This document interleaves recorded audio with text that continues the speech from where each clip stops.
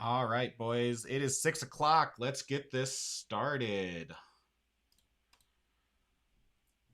So, welcome everyone. First live stream.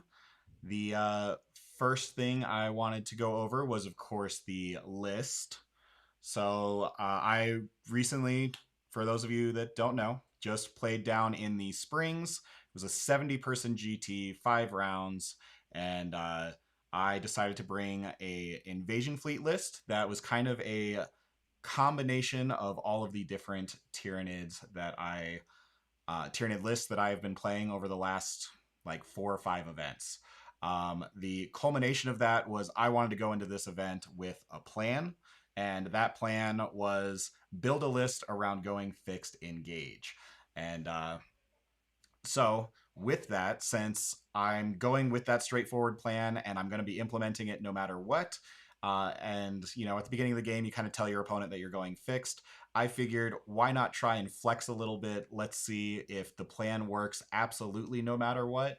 And not only am I going to tell my opponent my plan, I'm going to put it in my list name so they have like a week to figure it out. So, with that, in my list name is literally I'm going to go fixed, cleanse, engage. I'm going to have my Norns sit on midfield objectives to hold primary, and I have neural lictors that can give me the ability to cleanse. Um, Sorry, it looks like I need to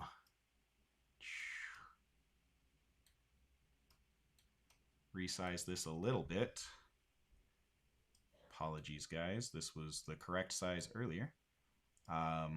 Okay, so and then I'm also taking 12 Tyrant Guard to shove down the middle of the table and hope that you cannot kill them all. I'm going to be using a 5-up Feel No Pain strat to keep them alive and rely on the Vector from Swarmlord to prevent your strats from being able to one-shot my Tyrant Guard.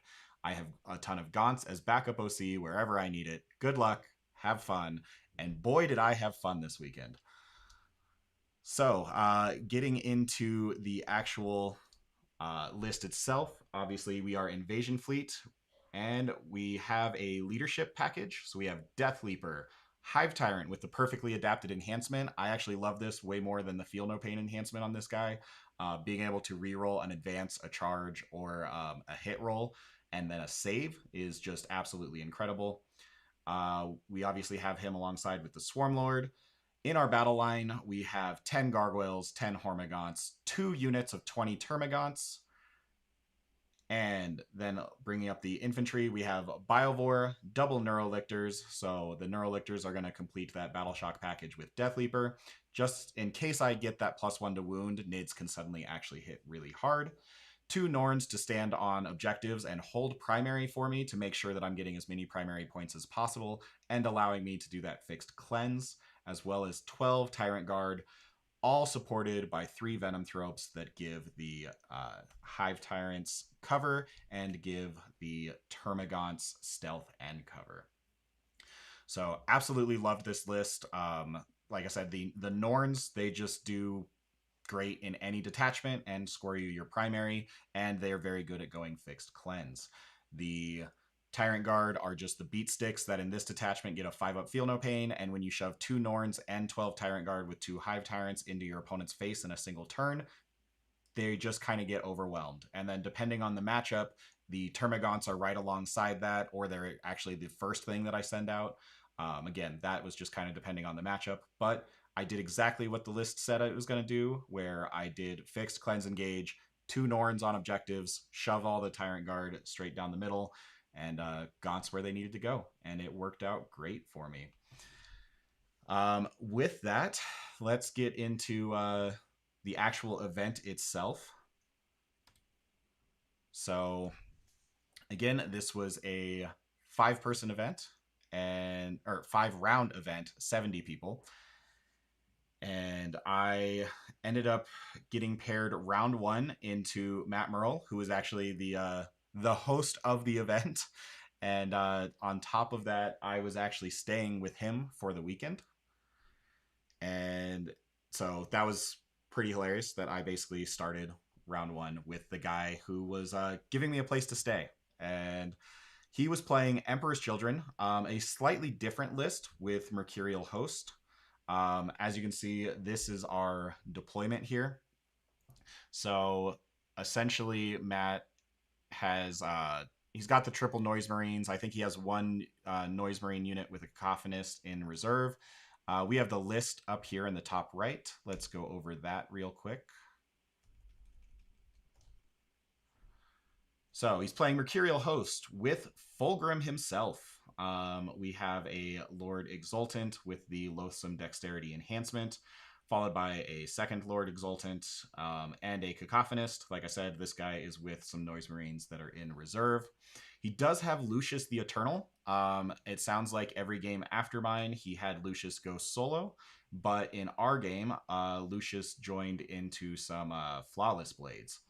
But the rest of the list, he's got double Infractor, double Tormentor, um, double Rhino. So I think that's pretty standard for Emperor's Children, where I actually don't remember which is which. The Infractors, I believe, get the Scout move, and the or no, I don't know. Tormentors Scout move, Infractors Infiltrate, something like that. But he has Rhinos full of 5 Tormentors and then also 5 Noise Marines or 6 Noise Marines, whatever the full Noise Marine unit is. And yeah, so that is his whole list. Really, only interesting thing here is no Flying Demon Prince and Fulgrim joining the list. Hey, Gorgo, thank you very much. No worries. Get some sleep. Can watch the recording later. So this is our deployment. For round 1, we're playing standard take and hold. And the other thing about this tournament is all of the tables were either layout 1, 4, or 6. And they were randomly assigned those from the beginning, and they stayed those throughout the entire tournament. So you were going to be randomly assigned either layout 1, 4, or 6, and it just kind of mattered whatever table you got set to. But we're playing Mission A, take and hold, tipping point. And as you can see, my deployment is quite aggressive. However, we are on layout 4. Thankfully, he only has Noise Marines in terms of shooting. He's not a super crazy gun line. And Emperor's Children do very much struggle with T10 and above. So I knew the Norns were going to be relatively safe in this matchup, aside from Fulgrim hitting them. But I didn't want to give him anything for free. So in terms of my deployment, I have my Lictors all just kind of forward deploy into ruins where they can walk forward onto objectives and cleanse. And then we have Swarmlord is actually in this setup. Swarmlord is set to go take out or hold on to my expansion objective. And I have the 20 Termagants ready to go into the center for the to basically bait Matt to come out, and then the Norn can come out later and not have to expose himself in the first wave. Miles, thank you very much. How does one go to Worlds? You win a gold ticket. You have to win an event that offers a golden ticket. They often will give one out to the person who wins the GT, as well as they generally, a lot of events will give one out to the person who is the best overall, so the Renaissance Man. And that is a combination of paint and your placing in the tournament.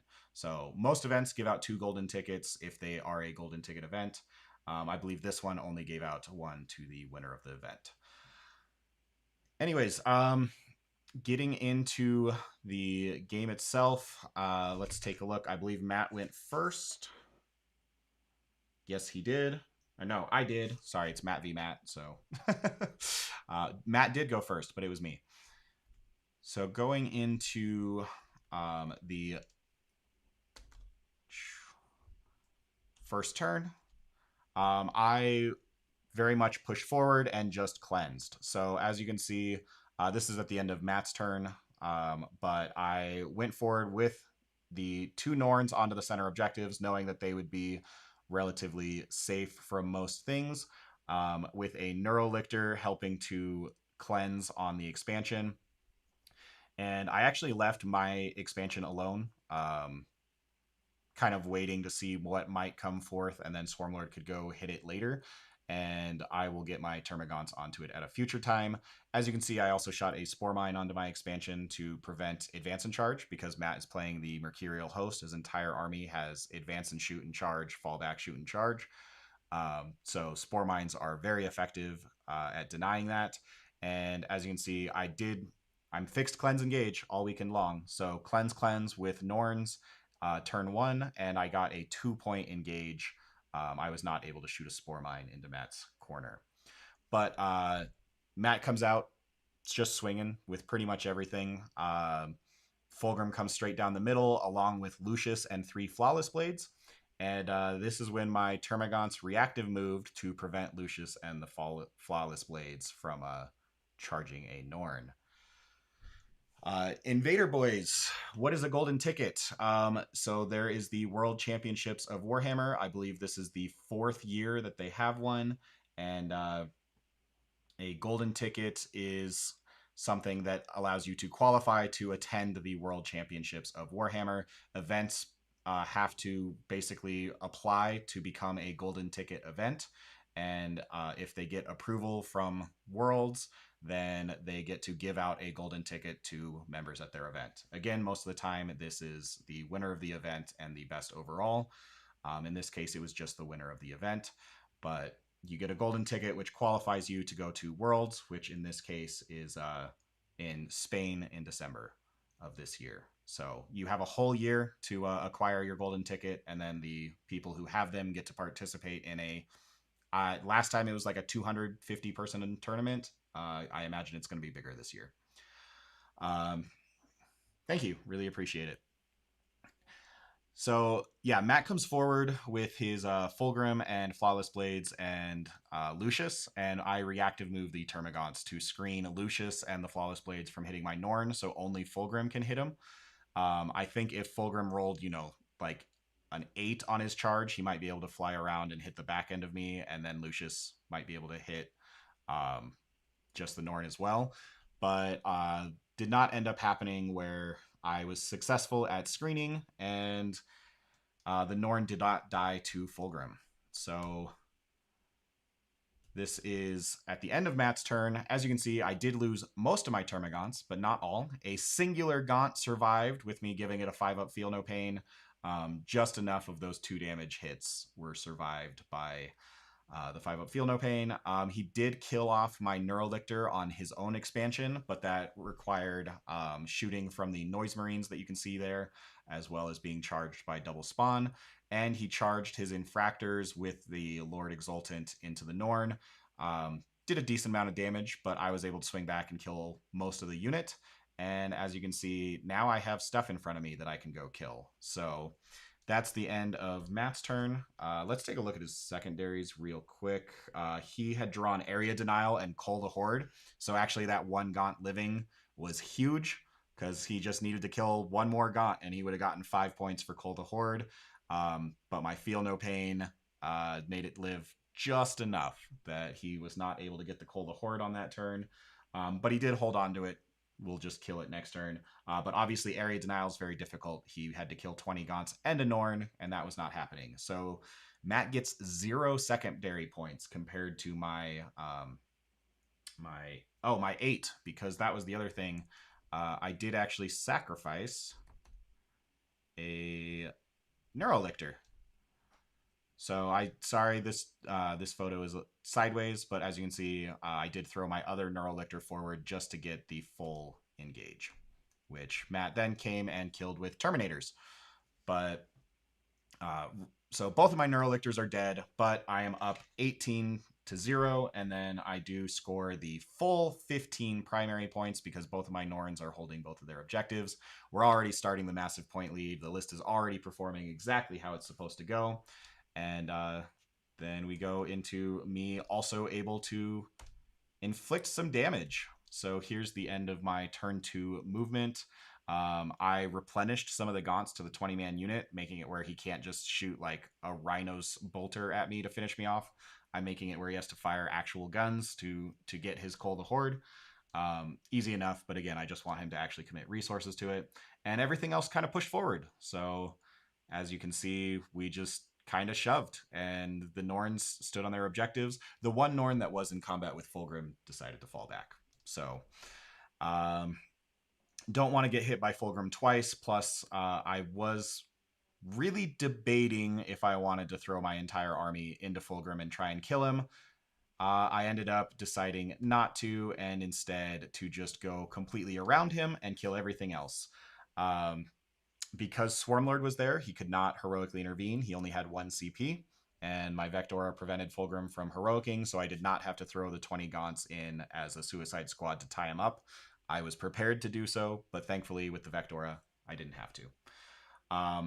He did reactive move, so that's actually why he didn't have the CP, because he reactive moved Fulgrim and the Flawless Blades from where they were on the center objective into that back ruin. It's a flat 6-inch reactive move, which made my charge into an 8-inch charge with the Hive Tyrant.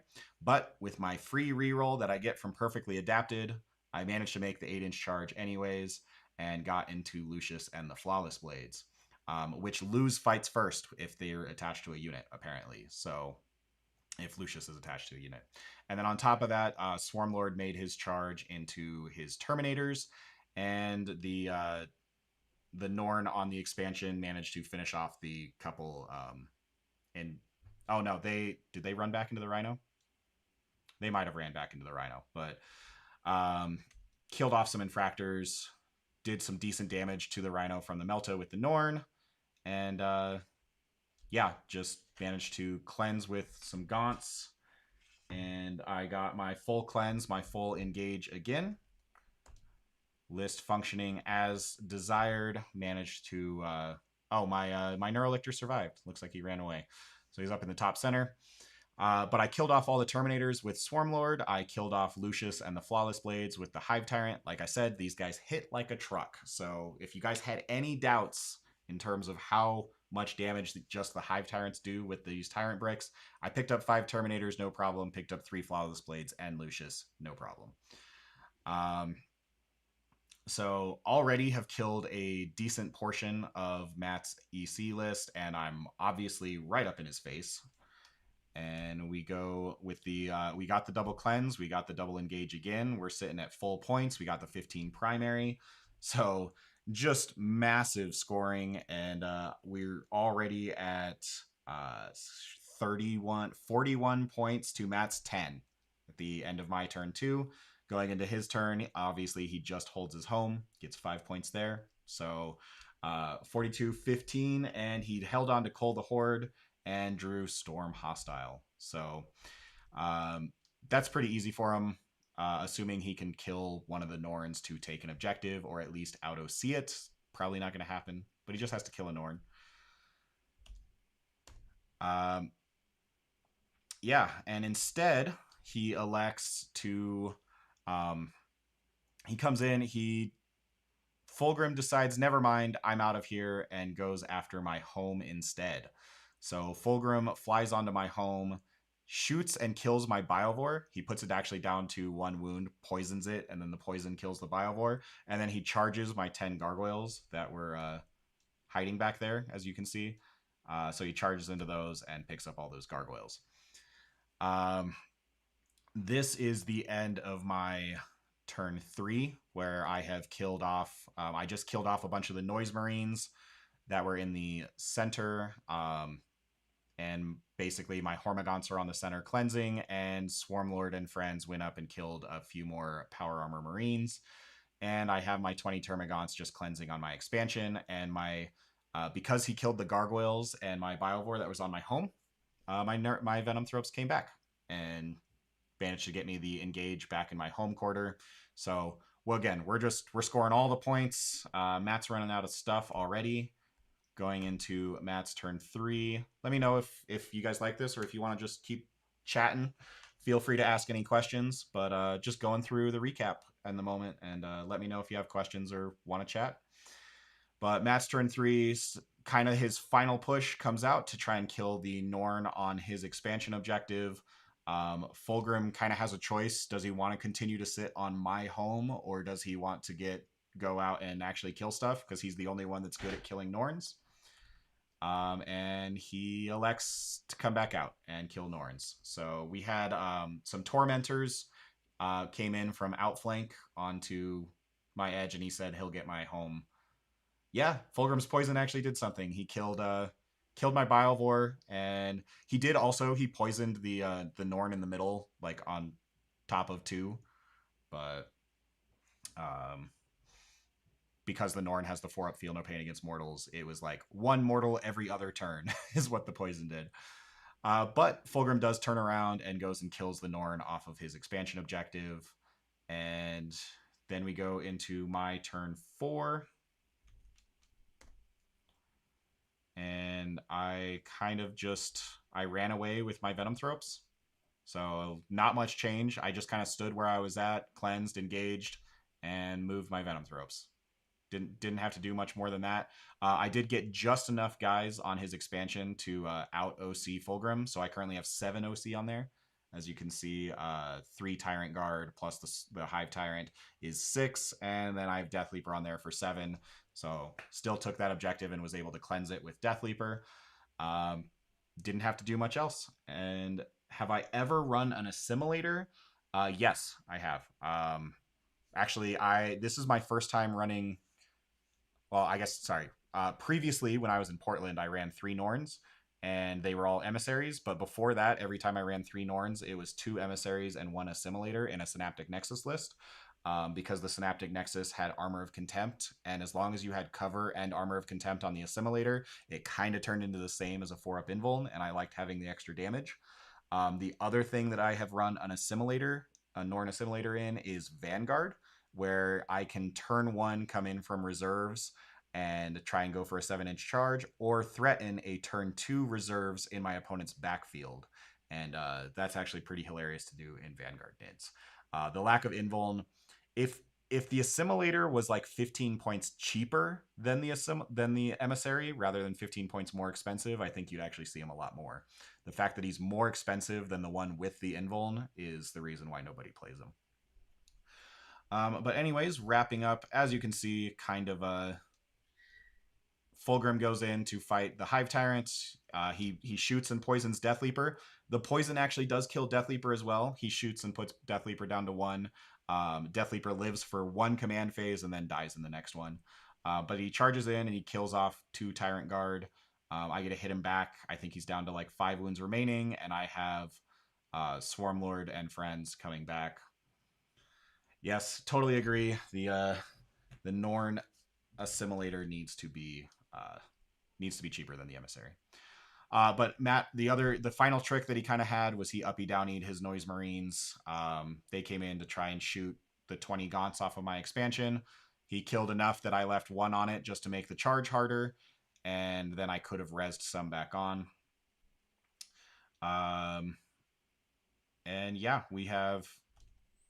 Matt's kind of running out of stuff. This is the final state of the board at the end of the game. Fulgrim is still alive. Fulgrim does kill off the Hive Tyrant and Tyrant Guard, but here we are. Matt has he's killed most of the things, but I do have Swarmlord and Tyrant Guard on his home. I have my 20 Gaunts on my expansion, and my Norn in the middle is still basically untouched. And that finishes the state of the game.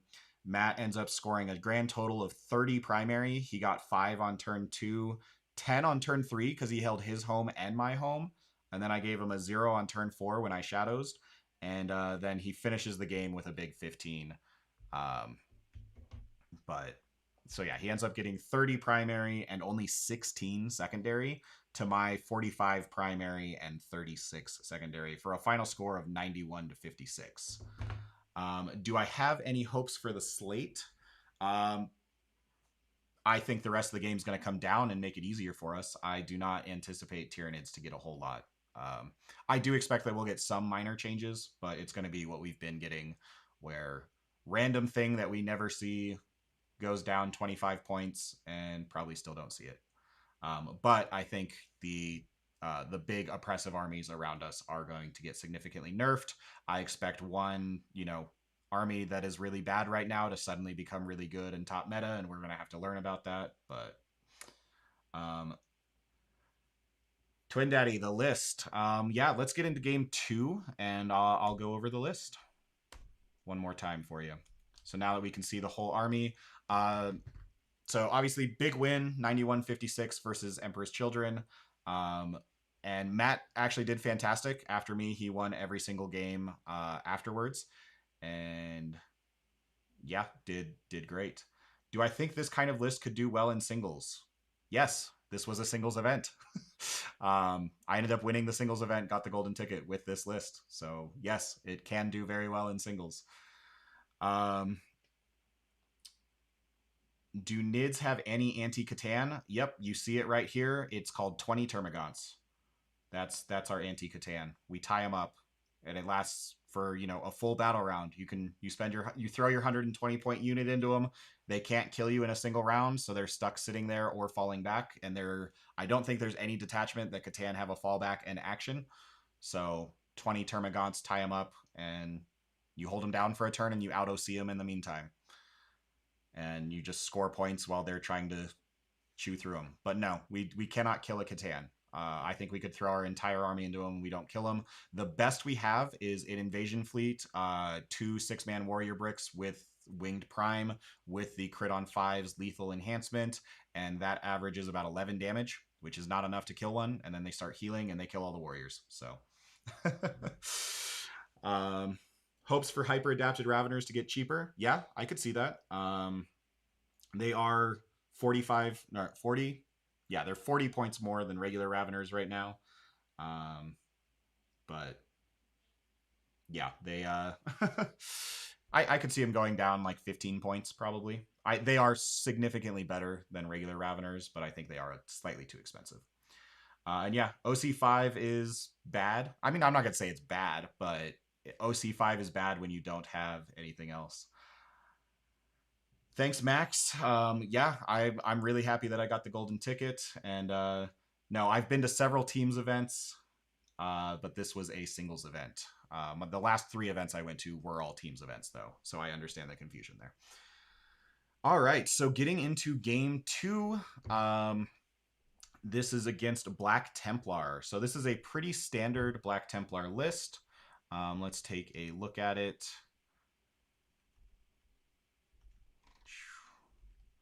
So, sorry, he formatted his list slightly differently, so it's going to be a little cut off. But as you can see, playing Gladius, that makes sense. That all the other Black Templar detachments are awful, but he has High Marshal Helbrecht. This guy's incredible. Last time I played against Helbrecht, he literally, it was at the Rocky Mountain Open, and he came forward with his Sword Brethren, and he one-shot my Hierophant Biotitan. So, watch out for that guy. He's pretty good. Captain in Gravis armor. He's got the Artificer armor. So, yep, this is your standard Gladius Artificer armor. Hey, Colin. Sorry you got auto-deleted because of profanity. But thank you. I saw your message. And double Castellan and Marshall. So obviously this Castellan Marshall combo is Black Templar kind of thrive on. With these sword bros, they just come in, they get full rerolls to hit as long as they pass a leadership check, and they and then they crit sustained lethal 5s. Oh, I don't know why your second message got deleted, Colin. But yes, I even got battle ready this tournament and managed to win a GT while battle ready this time. Bit of an inside joke there. I fought Colin in the finals of an event back in 8th edition, and I managed to win a GT while not getting battle ready points. But that was pretty fun. Yeah, the Behemoth color scheme is super cool. But anyways, so Black Templar, we've got the double Castellan, we got the Marshal, we have a lieutenant with combi weapon, we have a Judiciary brick. That's kind of the secret tech here. We have a unit of Sword Brethren attached to a Judiciary for fights first. Other than that, we have some cheaper trading units with some JPIs and 5 scout squads. And then, of course, double Repulsor Executioner and an Impulsor to put all of your guys into their tanks, keep them protected until they're ready to come out and charge. So with this mission, let's see, what were we playing?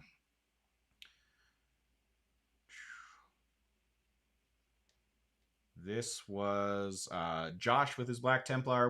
Purge the foe. That's right. This was the mission that I had to get through. It's Tyranids hate purge the foe. So having having to get through it. Thankfully, it was early in the event, but obviously my list does not like purge the foe. I have a ton of stuff, as you can see in this deployment. But thankfully, I got to go second. So getting into the actual deployments, I just deployed on the line. I was really debating. So the one major sticking point here was my Norn. The Norn on the bottom, as you can see, he's kind of just directly across from both of these Repulsor Executioners. And I debated putting him somewhere else, and I was like, no, because Purge versus Black Templar is not what you want to see. But because we're playing Purge, I basically decided I'm not getting Killmore ever. And I'm just going to accept that because I'm shooting Spore Mines in order to get my engage, and then he's going to kill him and he's going to get Killmore. With that being said, that means I need to have Hold More and I need to flex that, which is what my list is built to do. But in order to do so, that Norn has to be on his expansion objective. So I do just place it on the line and kind of hope that I go first in order to go onto the objective and at least get my Feel No Pain early. But as you can see, my Hive Tyrant is also right next to it. So I do still have a CP reroll for a 4-up invuln, and I can pop my 5-up Feel No Pain strat anyways if he ends up going first and is able to shoot at it. So what ended up happening was I did not go first, and he does shoot at me with both Repulsor Executioners. And then on top of that, he manages to movement block my Norn. He's playing really smart. Look at him go. He movement blocks the Norn and Death Leaper away from being able to just walk onto his objective. I don't have any way to move over models, so that is a well done block with the scouts. Meanwhile, he shoots 2 giant Repulsor Executioner lasers at my Norn. I use my free strat to get a 5-up Feel No Pain from the Hive Tyrant, and I have a CP ready to do a 4-up Invuln CP reroll. Ended up not needing it. He handed me 2 saves. I don't remember. I think it was 1 from each tank. And he had the full rerolls from the scouts, so he's hitting on 3s, rerolling everything, wounding me on 3s with a reroll. But yeah, I think he handed me 3 saves, and I actually managed to just make all 3 of them. So no CP reroll required. The Norn is okay, and he did not actually do any damage. And as you can see, other than that, he just kind of staged. So in terms of his secondaries, he drew no prisoners and recover assets. He did not get any no prisoners. My Norn is fine. And he did a slight recover. As you can see, his Gravis Captain went on his expansion objective and did a recover. Along with whatever unit is sitting on his home. So very defensive, did not want to throw too many resources at me, and just fired with some repulsors and staged for next turn. Then we have my turn. Oh, all right. We're just skipping straight to the end of my turn. We're not doing the end of movement. But essentially what I ended up doing is the Norn shot the scouts, managed to kill 2 of them, which was enough that Death Leaper charged in, and then the Norn charged in, and because I killed 2 of them, I made just a little hole in the screen, and made a little hole in the screen that the Norn was able to swing around to the edge, and then with the overrun strat, the Death Leaper managed to kill the scouts, and then the Norn did a 6-inch consolidate onto the objective, and so I got that. Meanwhile, I have a Neurolictor on my expansion, and I have my other Neurolictor on the center, and that's all I'm offering him is here's a Norn on your expansion, and here's 3 Lictors, and everything else decided to just stand there. I didn't want to give him too many targets either, and if he wants to play passive, let's play passive. We're playing Purge the Foe. So with that, I killed the scouts, so I got kill, and then I overran onto the objective, and so I got a 2-point engage. He did screen out, so I could not put a Spore Mine into his table quarter, But I did manage to cleanse with both Neurolictors. So I already got 6 secondary points, and I got the Norn on the objective, and I got a kill, and he didn't. So we're starting off strong. And then we go into Josh's turn 2.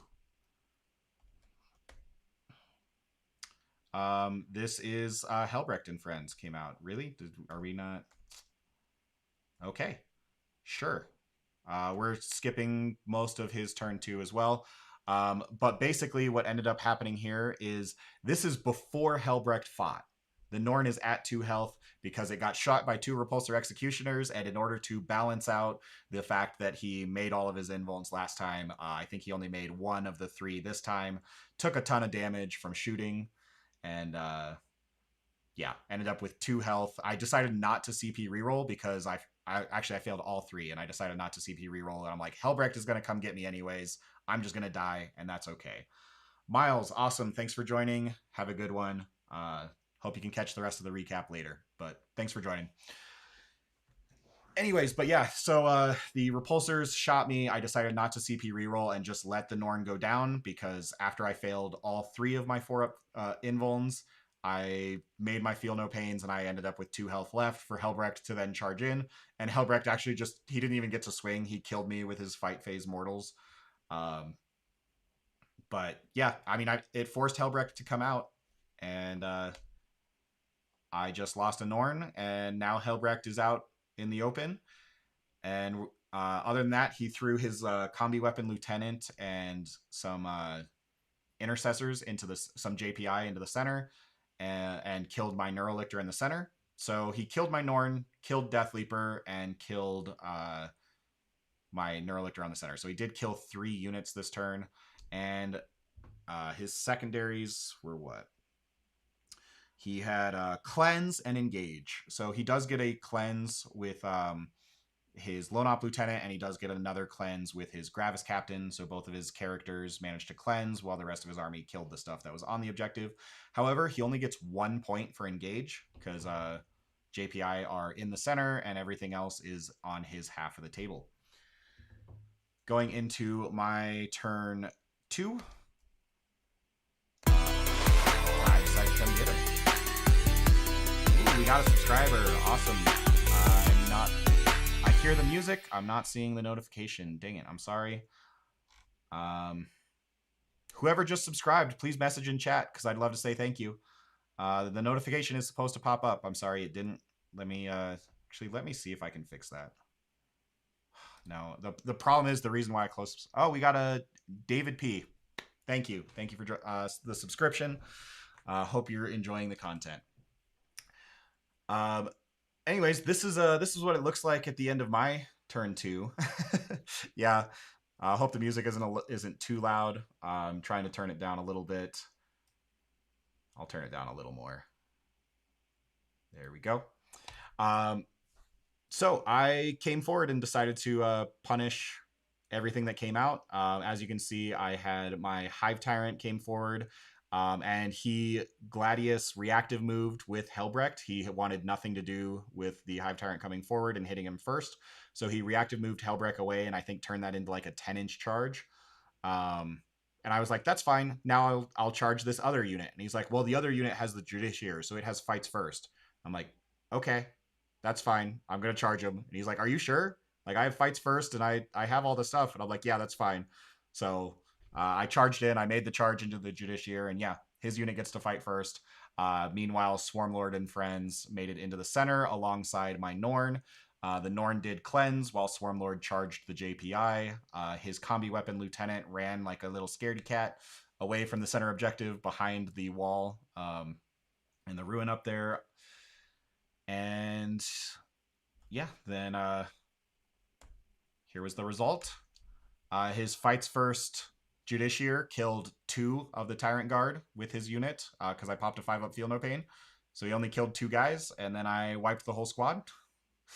And Swarmlord, of course, killed the 5 JPI on the center while the Norn cleansed, and I had my Neurolictor cleanse my expansion objective and is now completely swarmed by 20 Termagants also on that objective. So you can see the back end of those Termagants on my expansion. works pretty well. So I've got all the objectives held down. I am out OCing on um, Josh's expansion, and he's got Helbrecht and 2 repulsors essentially, as well as I think another Emperor's Champion and 5 more assault, 5 more intercessors. But yeah, Tyrant Guard don't care about fights first. They especially with a Feel No Pain. So I pop the Feel No Pain, and with 2 damage weapons, it's like, okay, now you need 3 of them to go through to kill one guy. And yeah, I just ate it and then ate the unit. Okay, going into Josh's turn 3. He does do a significant amount of damage. Uh-oh, this is, let me, why is it upside down? That's no fun. Here, there you go.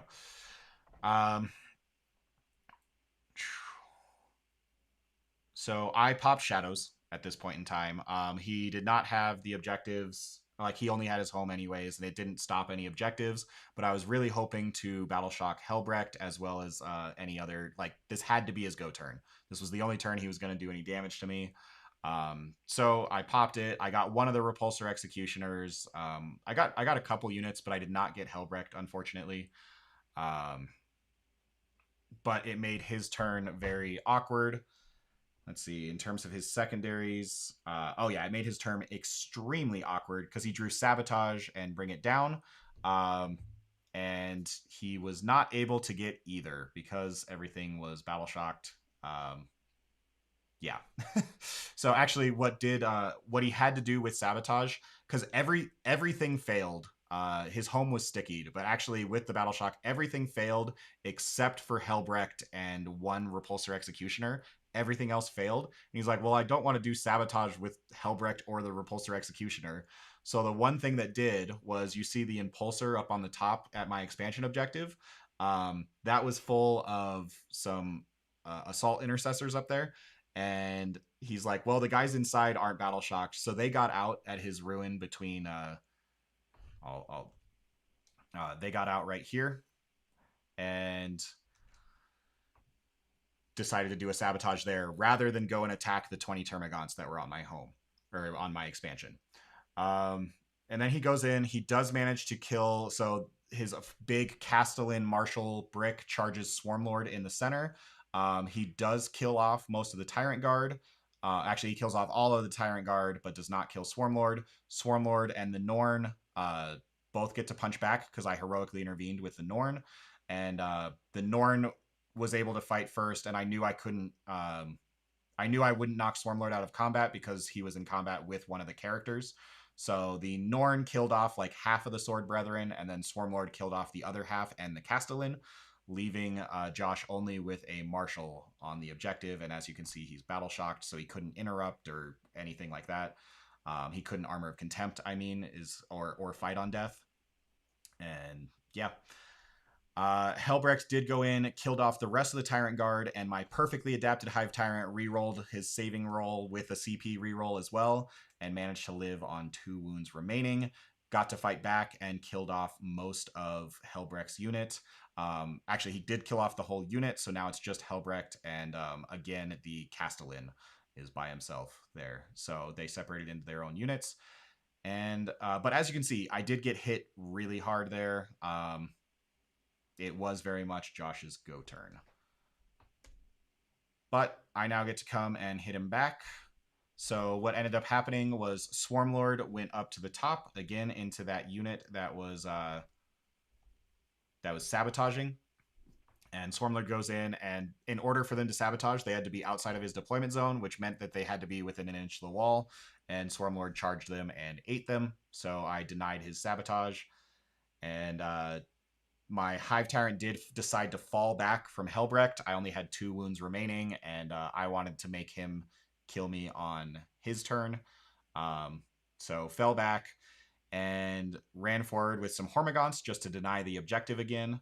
And they actually charged and killed off the Castellan that was at 2 wounds remaining. Meanwhile, my Norn went forward and tried to shoot Helbrecht with his Meltas, but he made both of his 4-up invulns. But other than that, I am sitting on the expansion still, and I cleansed, and I threw my 20 other Termagants into the center, and I cleansed. And I left his one Marshal there because we're playing Purge the Foe, and I'll just kill that later for kill more. Yeah, so I'm still scoring all my secondaries. I'm getting my kills. I'm denying him points all over the place. And then we go into Josh's turn 4. Oh, so this is what it looks like on my expansion objective.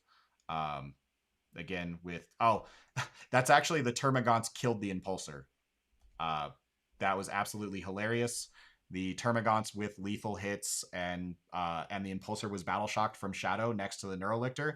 So the Termagants were like, here's 36 shots with lethal, wounding on 5s, twin linked. I handed him 13 saves. He had 10 wounds left, and he only passed 3 of them, and he died. So that was hilarious. Take that, Impulsor. Like, he tried tying up the Termagants, and I just shot him with the pistols, and it actually just died. Absolutely hilarious. Then we go into Josh's turn 4. He does manage to kill off my Hive Tyrant and Swarmlord this turn. And then Helbrecht went into the Norn. Did not kill it. And this is kind of the state at the end of the game. That is true. That was not even the best Gaunt salvo of the weekend. We'll get to that in a little bit. But yes, the Gaunts did kill an Impulsor. So yeah, I lost both of my Hive Tyrants on turn 4, which is fine. I still have... And I lost all of the Gaunts in the center, but as you can see, I replenished them with Gargoyles and Venom Thropes. And yeah, he's finally starting to take his expansion back. But at this point, at the end of turn 4, let's look at the score. He has a total of 28 primary and 13 secondary to my 40 primary and 26 secondaries. And then we go into my turn 5, and yeah, this is basically the end state, where I do end up winning. As you can see, I've lost most of my stuff, but I do finish with the full 50 primary, even though we're playing Purge the Foe. I'll take that. I did actually manage to get Kill More on turn 3, and then I got Hold More on turn 4 and 5. And yeah, so final score was 92 to 68. That was the most points that any opponent got on me all weekend. So good job, Josh, with his Black Templar. He managed to finish up going 3-2, with his final game being the final one that was submitted, where we thought Colin ended up with first place after the opponent win percentage, but Colin K and I were the only two that were undefeated, and Colin had the higher opponent win percentage, except Josh's game wasn't finished yet, and he managed to win his last game by a single point, which just barely put my opponent win percentage over Colin, getting me the golden ticket. So awesome job, Josh. Thanks for the game. The second Matt beat Marines on Purge. We all got scared. No more mission pack to save us. Yeah. Thanks, Colin. That was my big mission that I had to get through. So luckily I was able to do so. Moving right along, we have game 3, and we got some Incursion Demons. We got another Josh, Josh Petzel, playing Demonic Incursion with just 5 Greater Demons. We got the nice mix. We got Bellicor. We have a random Herald just to do some secondaries. We have Kairos Fate Weaver. We have a Lord of Change with the Everstave enhancement. Then we have Rodigus and Scarbrand, 2 units of 10 Plague Bearers, and 3 individual Beasts of Nurgle. So pretty much 5 Greater Demons, the list, plus a little bit of trash. Most of the trash being Beasts of Nurgle. Yeah, your opponent win percentage was pretty good, Colin. It was 66.6%. And mine ended up with 68%. I'll just tell you right now, my opponents, of my 5 opponents, 3 of them went 4-1. Or 2 of them went 4-1. 3 of them went 3-2. There we go, numbers. Yes, round 3 into Josh and his Chaos Demons. We are playing Lynchpin now. So this is one of the better missions for me. And honestly, Josh just kind of walked up to this game and was like, oh, Nids. Yeah, there's no way I can beat Nids because I just out OC him everywhere and he doesn't have the attacks to kill all of the Gaunts. If I was playing like just Crusher Monster Mash, I actually do think Josh would win a game like that because his monsters would kill mine and mine wouldn't kill him. But yeah, with this one, we're playing Lynchpin. Josh ends up getting first turn. And as you see, I just kind of deployed everything on the line. I was not really afraid of his shooting. Although I did make a mistake in that my Hive Tyrant. Yeah, I put my Hive Tyrant right in the center. As you can see, the ruin is kind of covering him, but he's right in the center, right out in the open. Josh ends up getting first turn and basically moves out, moves with the Fate Weaver to shoot at my Hive Tyrant, and actually kills 3.5 of my Tyrant Guard, even through the Feel No Pain. So I did not need to put the Hive Tyrant that far forward. I basically just gave up 3.5 of my Tyrant Guard right off the rip. But he did draw Cleanse and Recover. So with that, he did move. He decided to move Rodigus out as well, so he could get both cleanses with the Beast of Nurgle, and then Rodigus was able to. He had to get fully out of his deployment zone, which meant he had to get on the other end of that ruin with his giant base. And he is the most durable of the 5 demons, so he put Rodigus out in the center with the 2 Beasts of Nurgle. Did a double cleanse and a recover, getting him 7 points to start the game, so not too bad. And he's handing me all of the Nurgle stuff to throw all my things against, and then he gets to hit me back with, all of the things that hit really hard in combat. So not a bad plan. You got durable demons in the front, heavy hitting demons in the back, and I decided to go for it anyways. I said, sure, I'll take that bait, and I threw my Hive Tyrant and my Swarmlord and my Norn all into Rodigus. Rodigus lived on 1. I went with the I blew all my CP, including my freebie, to get crit on 5s with lethal. And awesome, Ruben. Have a good one. I will catch you later. Thanks for joining, and enjoy watching the rest of this later. But everyone dogpiled Rodigus and popped crit 5s with both Hive Tyrants and all of their Tyrant Guard. And then the Norn decided to throw some attacks in there as well. And he CP rerolled the final save through the Vect Aura, made it, and so Rodigus lived on 1 because of that. Otherwise, I would have killed Rodigus, which is unfortunate because Rodigus then got to smack me back with his flat 4 damage, and I did not have the CP thanks to Kairos' own Vect Aura. His flat 4 damage did just pick up the rest of the Tyrant Guard from my Hive Tyrants unit. And then, of course, on his turn, he takes a Battle Shock check, he passes it, and he healed back up to 4 wounds. Then the Norn tried to kill a Beast of Nurgle, failed, so it healed back to full. But I did get my full cleanse, my full engage, all of that. Well, not a full engage, but I did get my full cleanse. And as you can see, I threw a Spore Mine out there just to screen out his 6-inch Deep Strike if he decides to uppy downy. As well as stop Scarbrand from doing an advance and charge super close, so into the Norn, which was also very much a possibility. So Spore Mine's kind of screening that out and screening out a Deep Strike. And then as you can see, I just have a bunch of Gaunts as backup for if he ends up killing way more than I want him to, the Gaunts can at least go and OC and tie stuff up. And this is the end of Josh's turn 2. The Beast of Nurgle falls back from the Norn, doesn't want to give me another shot at it.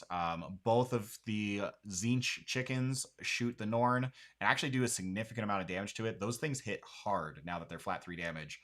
They brought the Norn down to 4 wounds remaining. So they did pretty good. That is on the Norn's objective. So yeah, I did have to explain that I'm toe in cover there, so I get cover. And yeah, then Scarbrand did come over, flamed flamed the Spore Mine and managed to make the 7-inch charge. However, Be'lakor, as you can see right here, Be'lakor is about 4 inches away from that Norn and rolled Snake Eyes on the charge and was in Vect range, so couldn't CP reroll it. So Be'lakor wanted to tag team the Norn with Skarbrand, was not able to. Skarbrand almost killed that Norn, brought it down to 6, but was not able to finish it off. So he did significant damage to both of my Norns on his turn, brought one down to 4, one down to 6. If Be'lakor had made a 3-inch charge, or a 4-inch charge, then he would have killed that Norn. But Rodriguez was not able to fall back. His base was too large, and he couldn't advance. So he had to advance to get over the wall the first time. And this time, yeah, his large base with small move meant he actually couldn't get out. And so he was stuck staying in combat, and I did get to finish him off in his turn. Not Joby. Thoughts on Crusher Stampede? I can give it to you at the end of the breakdown, but brief overview of Crusher. I mean, it's good. Moving through walls is great, and the -1 to hit in combat strat is actually phenomenal. I would take just a bunch of trash monsters with Crusher Stampede. So yeah, I would not go all in on like Tyrannifexes and the expensive stuff. I would take tons of the cheap like Haraspexes, Psychophages, maybe even some Carnifexes. So that way, when they die, you can auto explode. You can give your other stuff +1 to hit. But moving through walls is incredible. I did take triple Norn Crusher Stampede to a Portland Teams event. I'm actually still working on the recap for that, but I went 4-2 with it. It was pretty good. Getting back into this game, though, on my turn, I do manage to kill Skarbrand. It took, basically, I shot him with the Norn point blank, and I think that did 5 damage. This was after the Norn had swung into him, and I think did 6 damage. So that already put him down to like 4. And then my Termagants on my expansion, as you can see, they moved forward onto the objective where I had a Neurolictor cleanse it, and they shot into Skarbrand with lethal hits. And I even got to do 2 dev wounds with the Flamers. So I think that put him down to 3 wounds, and then all of the pistols did another one, put him down to 2. I threw my Flamer into him from Swarmlord. That did nothing. And then the other thing that happened was my Hive Tyrant and Norn on Josh's expansion objective went after the Beast of Nurgle there. The Norn did manage to kill the Beast of Nurgle, and then the Hive Tyrant got to pile in and punch Fate Weaver. Didn't do a ton of damage to him, but I think did like 6, and I'll take that. But the big thing that happened was as Skarbrand is down to 2 wounds, my Gargoyles that had deep struck in just to shoot and scoot and get me engaged ended up getting 3 lethal hits. Skarbrand rolls 3-1-1 and is in Swarmlord's Vectora, so can't CP reroll. And Skarbrand just dies from the Gargoyle pistols. So good job, Gargoyles. And that allowed Swarmlord and friends to charge into Be'lakor. Skarbrand also exploded and did 5 mortals to Be'lakor. Obviously, he also, I think he did 6 to my Norn, but with the Feel No Pain, did 4. So the Norn, I think, is alive on 2 right now. And then he killed a Tyrant Guard with Skarbrand's explosion as well. But Swarmlord managed to charge in, did like another 7 damage to Be'lakor. Be'lakor is currently, at the end of this turn, is down to 5 wounds. And I think Fate Weaver is down to like 11. And Skarbrand is dead, Rodriguez is dead. So we're doing great. But both of my Norns, I have 1 Norn in the middle at 2 wounds remaining, and 1 Norn on Josh's expansion with 4 wounds remaining. But Josh is obviously running out of stuff, and meanwhile, I'm still scoring all my points. I've got all the points for Linchpin. The Norns have held everything. We're going into Josh's turn 4, and so far he has scored a total of 6 primary points. He got 3 points for his home on turn 2. He got 3 points for his home on turn 3. Actually, sorry, this is going into turn 3. So this is the turn that he gets his 3 points for holding his home. Be'lakor swinging back does kill 3 more Tyrant Guard. And then, yeah, we're going into Josh's turn 3. Be'lakor and the chickens do manage to shoot their way out of killing all the Tyrant Guard. So Be'lakor is no longer tied up in combat with Swarmlord, which allowed him to charge the Norn. and Be'lakor does finish off the Norn. However, he doesn't get to pile onto the objective because he would have had to pile into Swarmlord. So instead, he just puts a Beast of Nurgle there, which is enough to contest it. Swarmlord and the Beast of Nurgle are both OC3. And then he tries to kill my Hive Tyrant with all of his Plague Bearers. He does a couple damage. Like, he doesn't do bad with lethals. Does 4 damage to the Hive Tyrant. And then he goes in to kill the gargoyles in the top center. As you can see, he charges the 10 Plague Bearers that were sitting on his home up there, as well as his another Beast of Nurgle. And what ends up happening here, I haven't rolled it out yet, but the Plague Bearers kill 8 of the 10 gargoyles, which is just enough that I'm able to pull the Beast of Nurgle fully out of combat, where he's 4.5 inches away from the closest gargoyle. So the Beast of Nurgle does not get to finish off the 2 remaining gargoyles. Which means on my turn, the gargoyles get to bring back D3 plus 3 models. I got 5 back, average, and which meant I didn't have to take a battle shock check. And then I have fly, so I flew back over the Plague Bearers onto his home, put like 8 OC on his home, took it away from him, killed Be'lakor in shooting with the Termagants. The Termagants did 4 damage to Be'lakor, leaving him at 1 wound remaining. Swarmlord's Flamer didn't finish him off. The only thing I had left was a Biovore. The Biovore shot. I'm hoping for a Dev wound. He gets 1 shot. And this is because Be'lakor is doing the reroll 1s to hit and wound aura. He's not doing the stealth aura. So the Biovore gets 1 shot. I rolled a 2 for the number of shots. He hits on a 6. He hits on a 5. And then I'm looking for the 6 for the Dev wounds. And I roll another 5. So it does wound, but it's not a Dev wound. So Be'lakor has a 3-up save. He rolls a 1. He's in a Vect aura, but he has the CP. He spends the 2 CP, rolls another 1, and the Biovore kills Be'lakor. So we killed Scarbrand with gargoyles. We killed Be'lakor with a Biovore.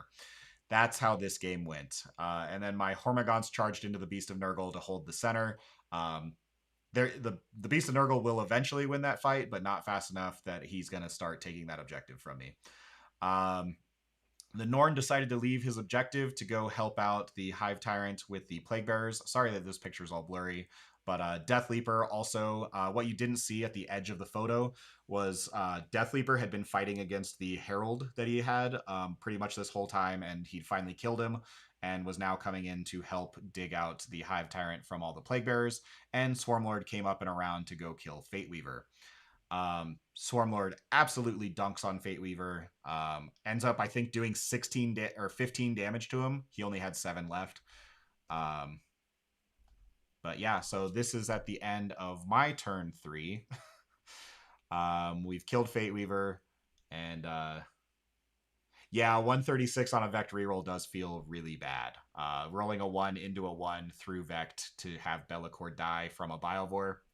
That really sucks, but that was just the type of game that we were having. And then we're going into Josh's turn 4, where I now have his home.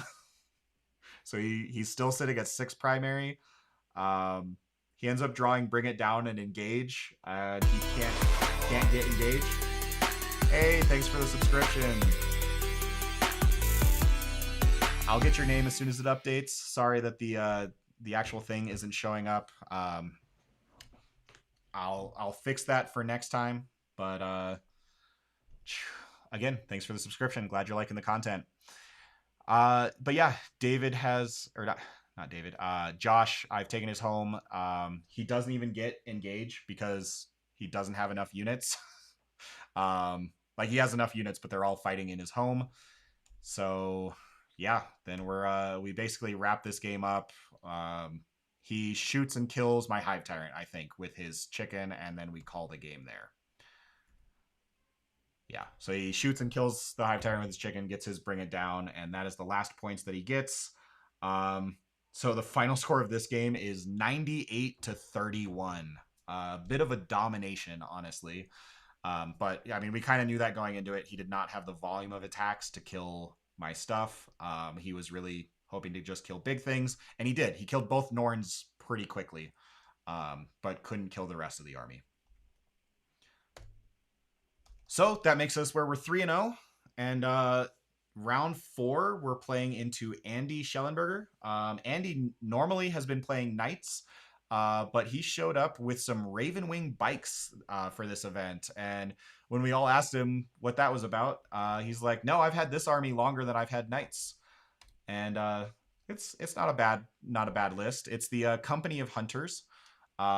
Basically, bikes have advanced shoot, charge, fall back, shoot, charge. It's very much the same as what Matt Merle was doing with his Mercurial Host. Just being able to make sure that all of your units get to activate all the time is really good. So going over his list, he does, of course, have the Lieutenant with Combi Weapon. Can't leave home without it. We got the Lion. If you're playing Dark Angels, you got to bring the Lion, right? He's just super good. Um, and then we have 3 Ravenwing command squads, one of which with the enhancement Master of Maneuvers, another with the enhancement Recon Hunter. One of the, I don't remember which is which, but one of them lets you do a 9-inch scout, and the other one lets you come in turn 1, including rapid ingress. So what you see here is I went first in this matchup, which is Terraform. We're playing Terraform, and I got to go first, so sorry I didn't have a picture of deployment. But this is the end of my turn 1 and beginning of Andy's turn 1. So essentially my turn 1, as you can see, Norn goes on expansion objective, does cleanse. Death Leaper goes on expansion objective, does terraform. Neurolictor goes on center objective, does terraform. Neurolictor goes on his expansion objective, does terraform. Norn walks forward onto expansion objectives and cleanses.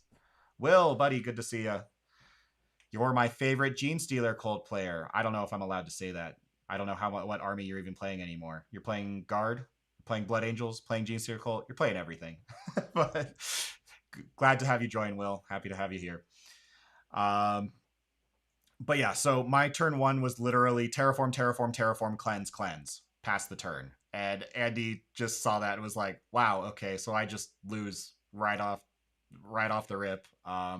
But he decides to go for it. He does rapid ingress top of 1, and which again feels like you're not supposed to be able to do that. I asked, he said, "Yeah, you could do it."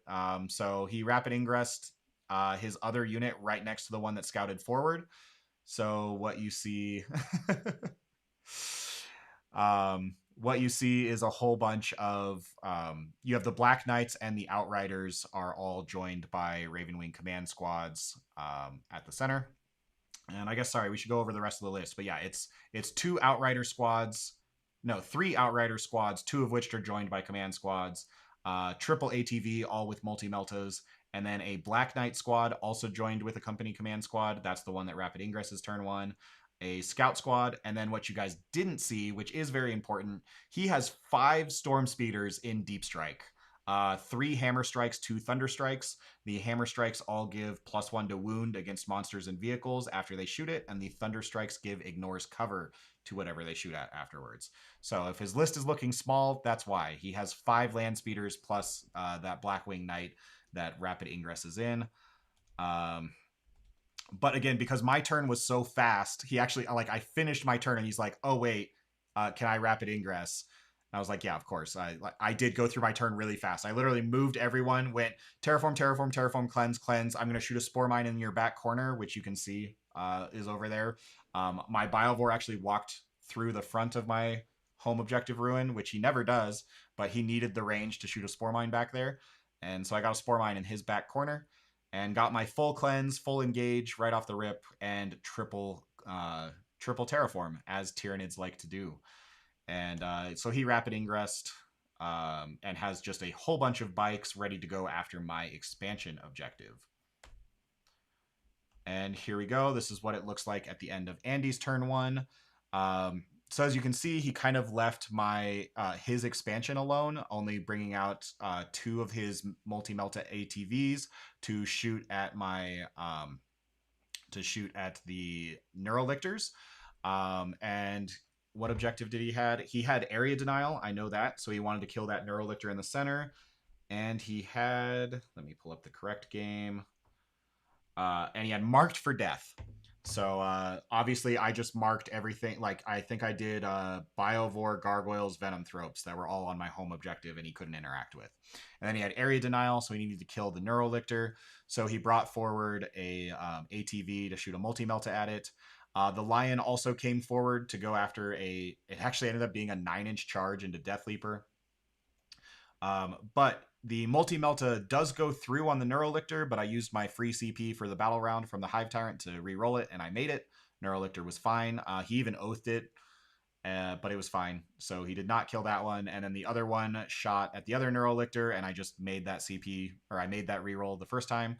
So both of his multi-meltas did not kill the Neurolictors. And then as you can see, all of his bikes went up into the top to charge into my Norn. And I mean, they heard it. And my Norn got to punch back. And oh, the other thing that I think you guys are going to get a huge kick out of, I'm playing Invasion Fleet. He's playing all bikes. So my sustained hits against infantry doesn't work. My lethal hits versus vehicles, it would work on his speeders, but his speeders are T9 with like 8 wounds each. So I don't need the lethal hits against vehicles. I chose precision against characters with my critical hits, which was super fun. Because I mean, all three of his heavy hitting squads did have a decent hitting captain. So the Norn goes through. He does get 2 critical hits to go into his captain, and unfortunately, he makes one of the invulns, so the captain goes down to a single wound remaining. But the Norn lives, gets to punch back, kills one bike and puts the captain down to 1. Nothing crazy, but I also get to completely live.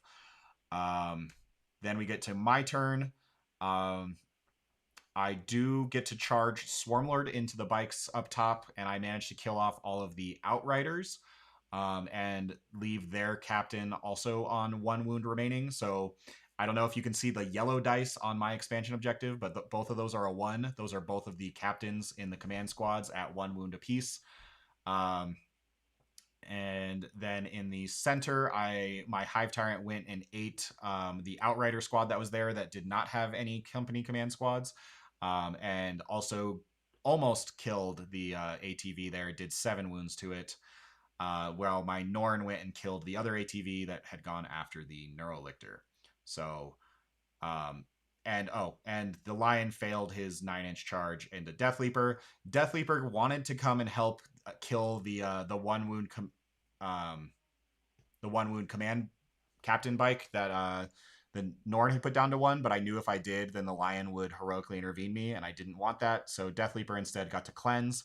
The Norn did go down in my turn to the captain, punching him again a second time. But yes, rare Hive Predator's use, I've never used it before. I have occasionally spent the CP to put Exocrines also in that one, as well as Sustained Hits Infantry, to try and like snipe out a character from a squad with double Exocrine. It worked sometimes, but this is the first time I actually picked it for the whole game. But yeah, obviously on my hits back, I've already killed all of his Outriders. Almost all of them. He has 1 squad still in his deployment zone, but I've killed the Black Knights and all the Outriders. He just has 2 captains from command squads left, plus like an apothecary from a command squad. And yeah, I did a significant chunk to him, but it is now Andy's turn. And obviously now I'm starting to rack up points from Terraform. I've obviously been cleansing this whole time as well, getting the full engage. My Spore Mine is still back there. You can't see it behind his dice bag, but my Spore Mine is still just back there. He doesn't have anything to go turn around and go get it.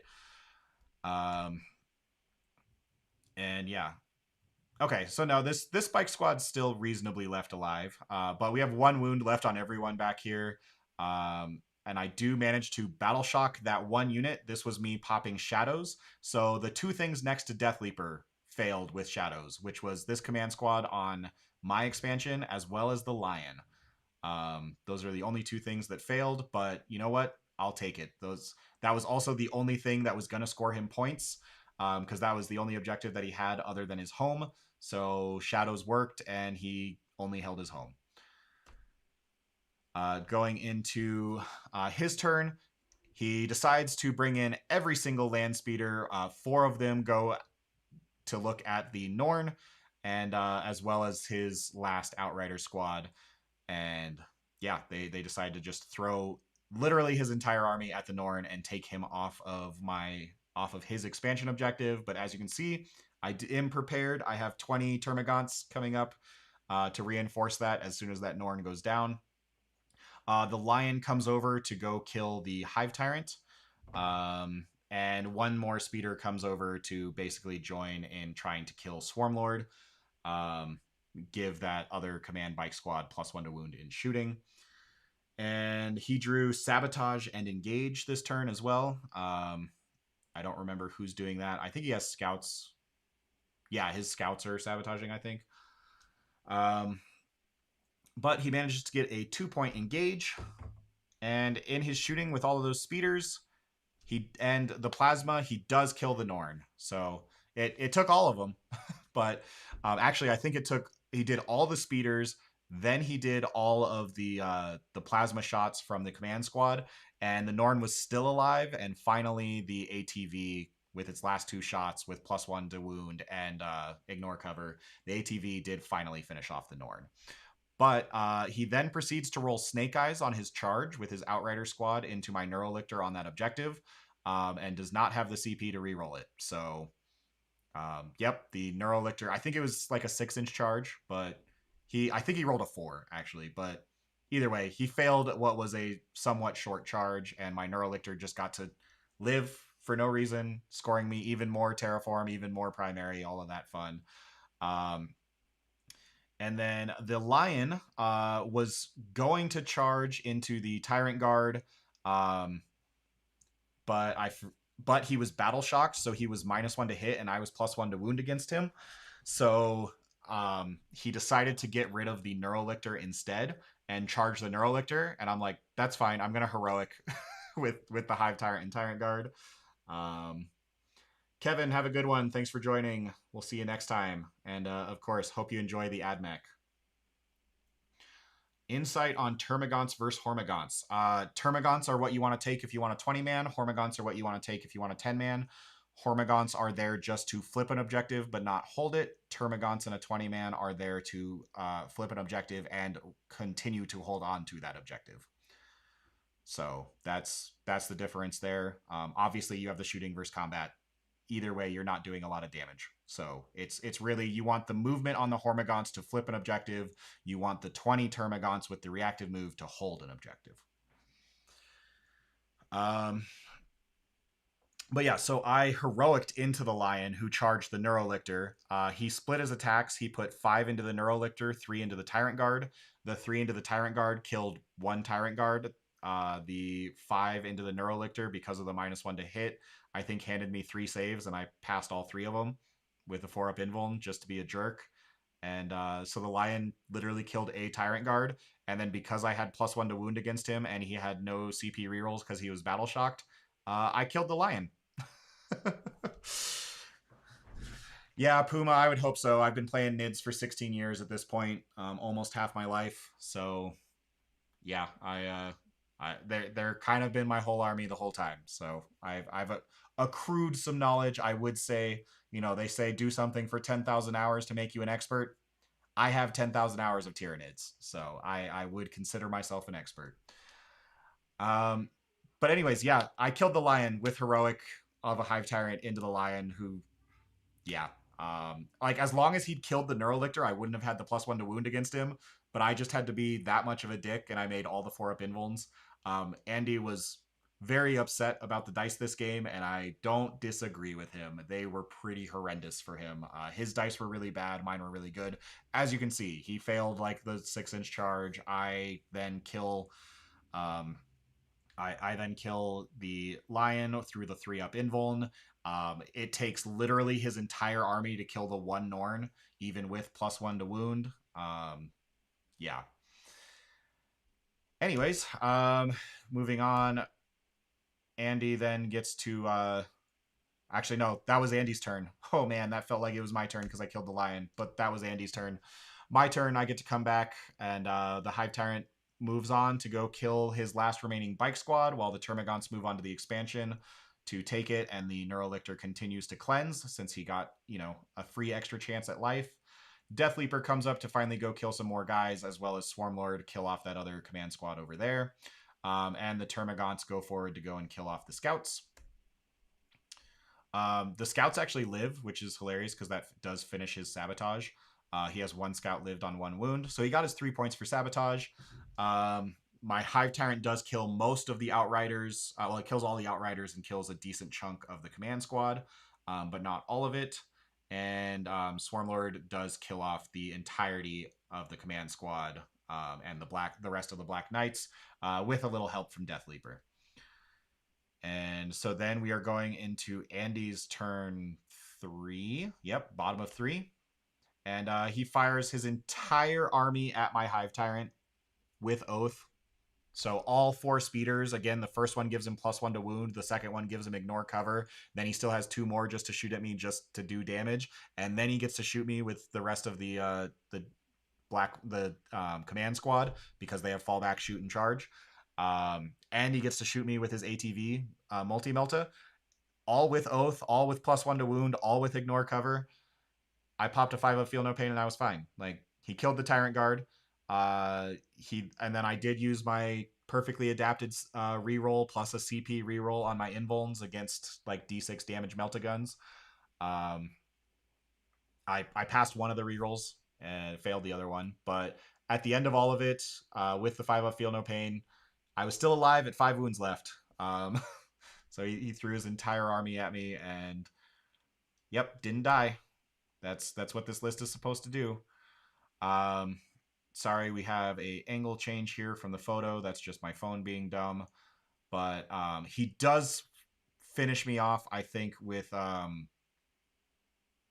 charging me. So he does kill me, but it literally, I had 5 wounds left after all of his shooting, and then he charged the command squad in and does finish off the Hive Tyrant through that.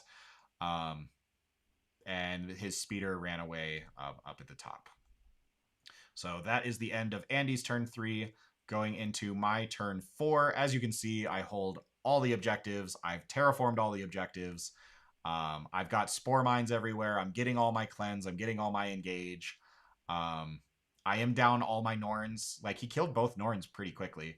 And I'm down my Hive Tyrant, but I have Swarmlord still alive. So he's kind of taking his expansion back, except I have 20 Termagants there. So I still have him out OC'd. I'm still scoring points. Death Leaper and the Swarmlord go... Death Leaper doesn't make the charge, but Swarmlord does and manages to kill the land speeder that was up there. Actually, Death Leaper, because Swarmlord made that charge, Death Leaper tried the 9-inch charge into his Lone Op Lieutenant, who is hanging out on his home. Failed it. But the Termagants do charge and wrap his last remaining ATV, and the rest of my Termagants actually shoot and kill the last of his few bikes, and combined with the Neurolictor in combat. And I get to... So I charged all 20 Gaunts in and the Neurolictor, and finished off the bikes and piled into some land speeders. I realized he has fallback, shoot, and charge. I thought that was only bikes that had that, but the speeders do as well, so there was actually no reason to pile into them. I thought I was making them -1 to hit at least. I wasn't. So he got a couple free extra hits on there, but that's fine. We go into Andy's turn 4. He draws Cull the Horde. And so he goes after the 20 Gaunts that are on the expansion. All of the speeders fall back, shoot all the Gaunts, charge all the Gaunts, and even tank shock the Gaunts with Oath. And yeah, I think I finished with like 6 Gaunts left. He did get enough guys on the objective, though, that his other objective was Storm Hostile. He did get Storm Hostile, but he did not get Cull the Horde. And yeah, as you can see, this game's kind of wrapping up here. We then go into my turn 5, and I go and steal his home. And yep, that is the end of the game. We finished that one with me getting the perfect 100 to Andy's 58. Hey guys, life is good. I just got a text that I'm going to get an offer on my house that I've been trying to sell for 2.5 months. So, everything's looking up. Very excited about that. Sorry. So yes, 100 to 58, Tyranid victory. And that allows me to go into the finals. So as we get to the finals, it is now there are 4 undefeated people. Did my Venom Thropes have much impact? Combat wise, no.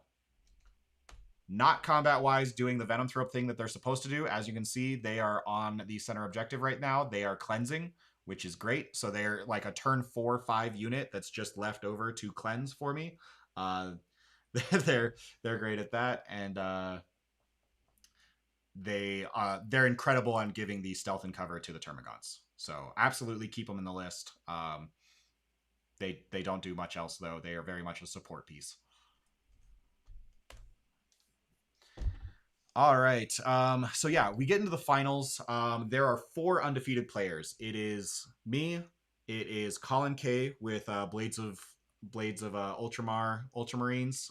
Pretty standard list, except he is using the new Wardens inside of a Land Raider. Is kind of his cute tech piece there. The other 2 undefeated are Nick Rosasco's Spectacle of Spite Drukari, which, as you can see, is who I ended up paired against.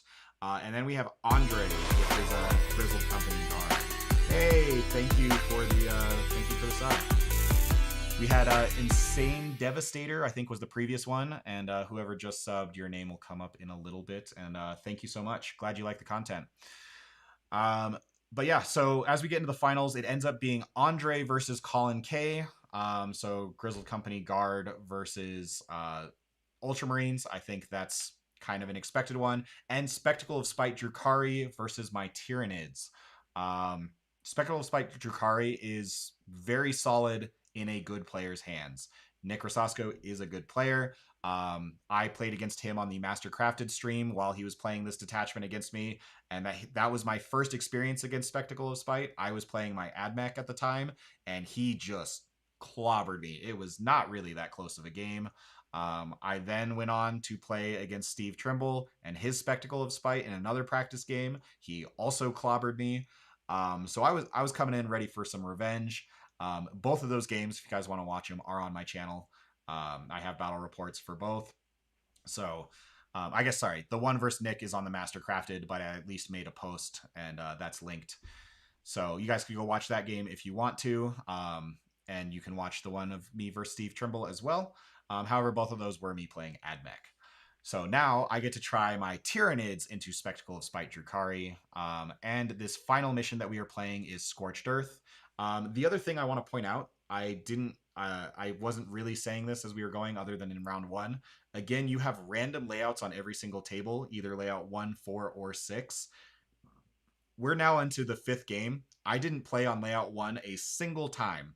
But it's okay, because I'm definitely a gunline army, right? All of my guns that I have. So yeah, we're playing on layout 4 and 6 the entire weekend. But it's fine. We managed, obviously.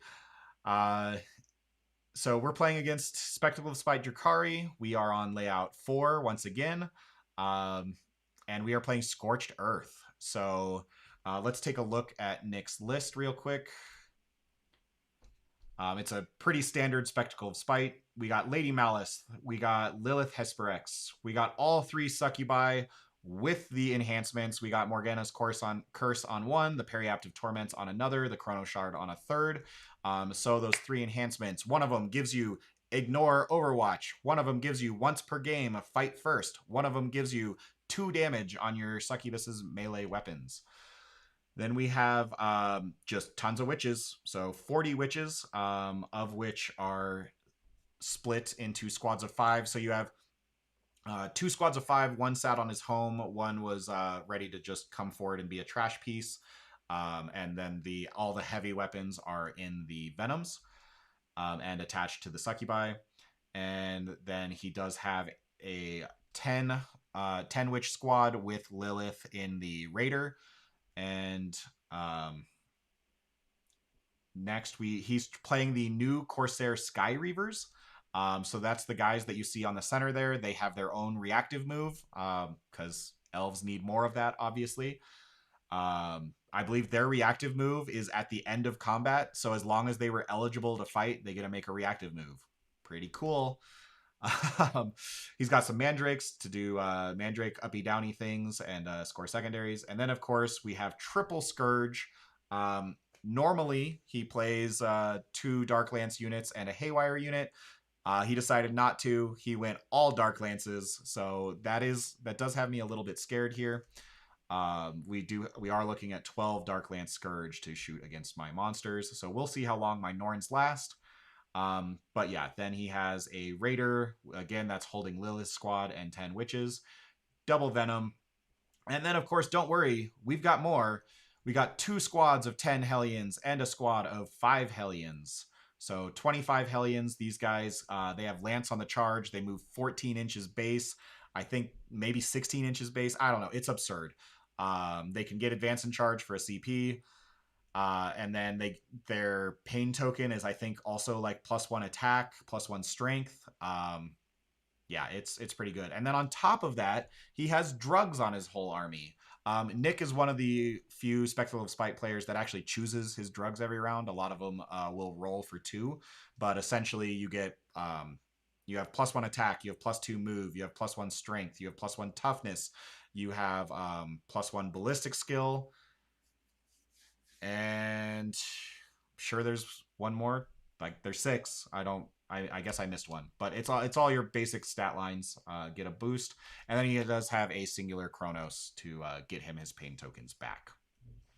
So getting into the game, Nick does end up getting first turn, which I am ecstatic about. We're playing Scorched Earth, so bottom of turn.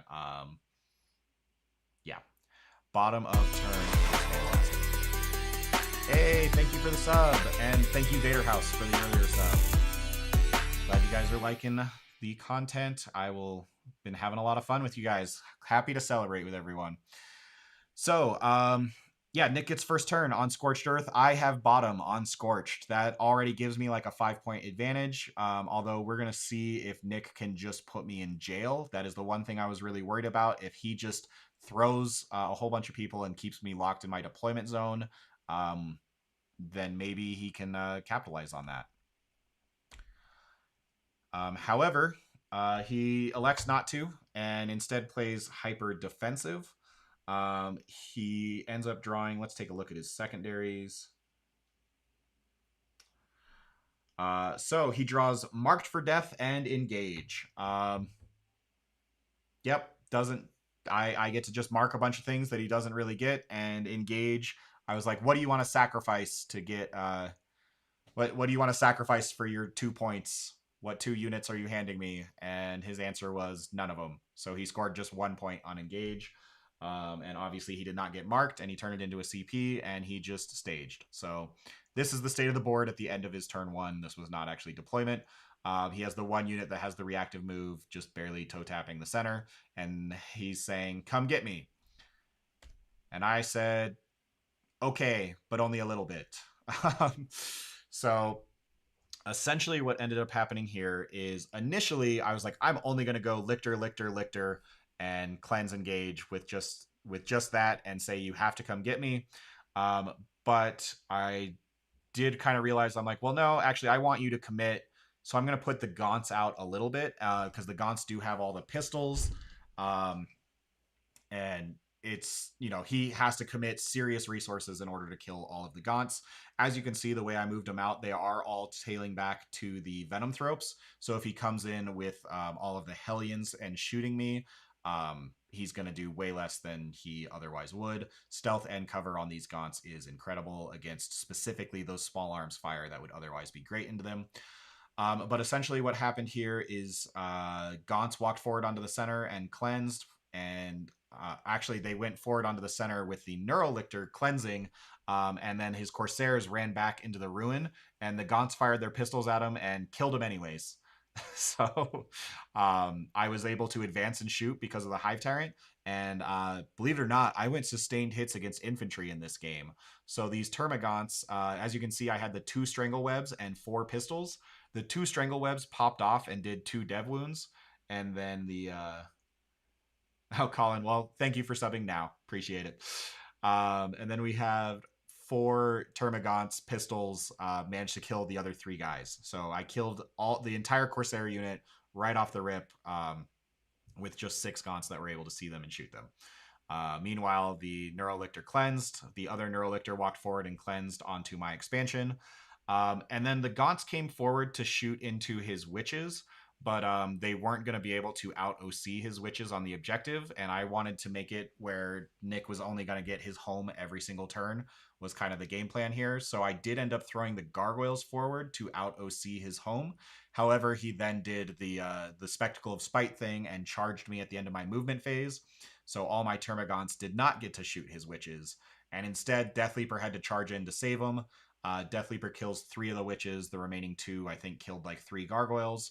But it was enough that I was able to at least flip the objective and make it where he couldn't hold that. And I got a 2-point engage. I was not able to throw a Spore Mine into Nick's table quarter. So then we go into Nick's turn 2. Okay, this looks like nothing changed. Something huge happened here. That. So this is Lilith's squad comes out, comes towards the center out of the Raider. I did put a Spore Mine, as you can see, kind of in the middle of that Termagant squad, right near the center objective, to prevent him from advancing and charging into that Gaunt squad. And again, the Termagants have a reactive move, so I'm trying to be super cheeky here. So as a result, he's like, well, here comes Lilith's squad that disembarks 6 and then moves 8. So I'm going 14 inches forward, and they're going to pop that Spore Mine. So they do. They pop the Spore Mine. Spore Mine does 1 mortal, kills a witch. And then I decide to Overwatch with the Termagants. And yeah, let's do some brief math here for a second. I'll spoil this one. The 2 Flamers got 1 Dev Wound and killed 1 witch. So Spore Mine killed a witch. The Flamers killed a witch. Then I have 36 shots in Overwatch from my from the pistols. So that is going to average 6 hits. And with those 6 hits, I have lethal and sustained. So, and then those sustained hits end up wounding on 3s re-rolling, because witches are T3 and these are... So anyways, I hand him 13 saves. One of which was the Dev Wound and killed a witch. And then with the other 12 saves, the witches only have a 6-up save. So I killed the squad, including Lilith. So in Overwatch with Termagants. That was really good for me, obviously.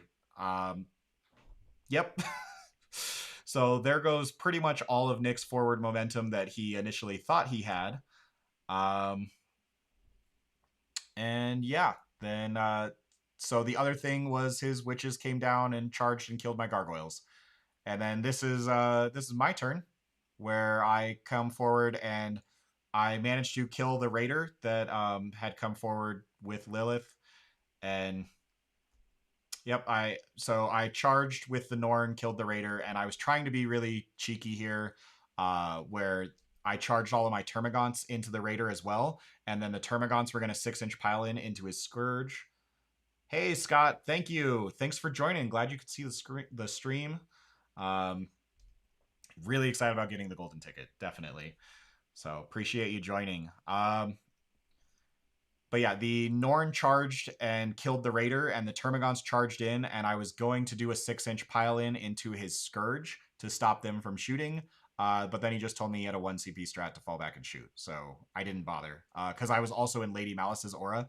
So it would have been 2 CP for me to overrun into Scourge, and then he would just spend 1 CP to fall back and shoot anyways. And he'd obviously get to punch me a couple of times with Scourge. So I just decided to stay on the center and out OC and, maybe Overwatch again.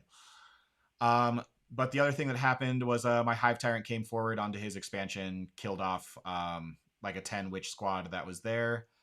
I forget what... Oh, they went and they killed off the entire 20-man Gaunt squad that was at the bottom. So that...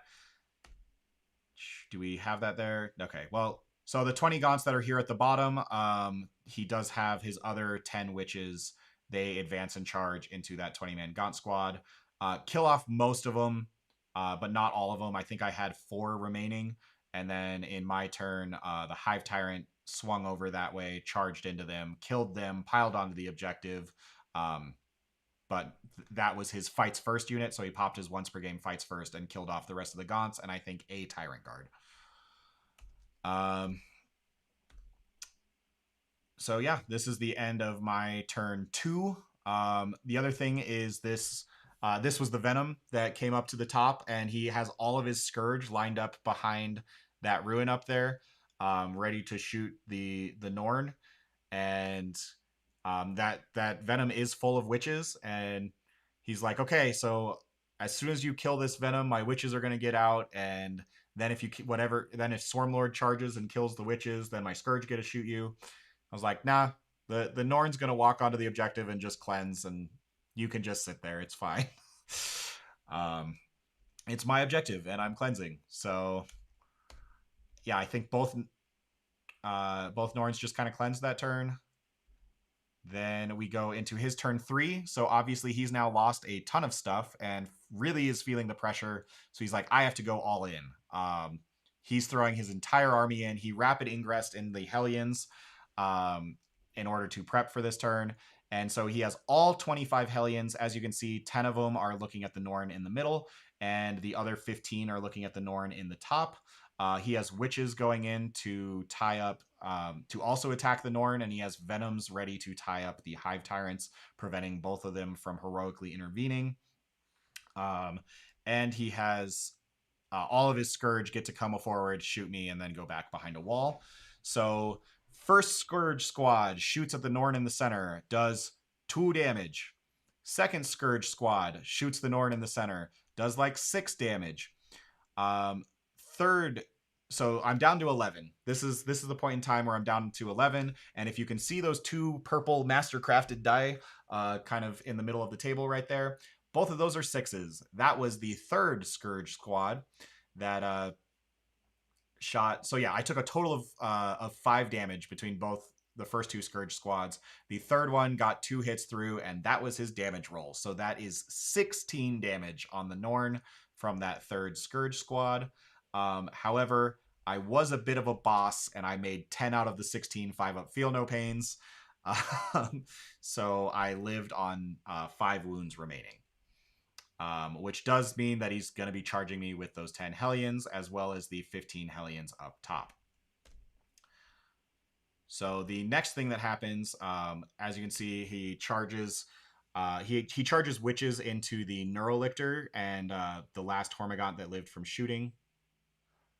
Mastercrafted. Yeah, those Mastercrafted dice do like to roll 6s. They're for sale if you want to go check them out on the Mastercrafted site. I think Lane knows that, but